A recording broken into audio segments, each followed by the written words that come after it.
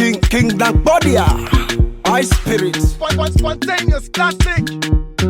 Urobo go bali. Urobo visa. Anobo urobo mena jevina. Asala fajewe ya choye. Dia farak pa meme da karak pa na manota urobo meje kawari. Ole wak banana gana wak banana wana. One wak banana Jesu wak banana wana.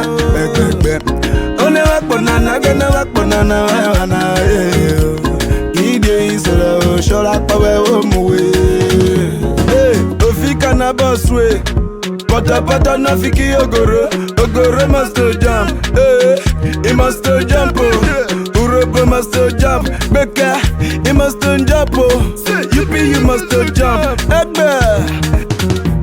Akpona wame na gana de remuka wa make me wa ukpe na pokpo na akara na wa rukpe na wa make me wa make gogo mate shigweke magoke wa mi wagoke ujiri wake igagoke mani shirike lepe me wake omi shireke go obale urobo visa. Manu bolo robo mena jivina. Asala fajivi otiye de farak pa meme da karak pa na manu to robo na beje wari. Urobo visa. Anyoma. Money gbe, weje gbe, money gbe, ma robo gbe, money gbe, weje gbe.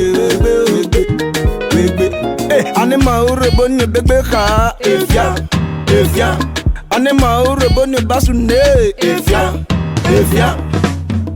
Bate kwikenge oh Pani kwikenge Ivye kwikenge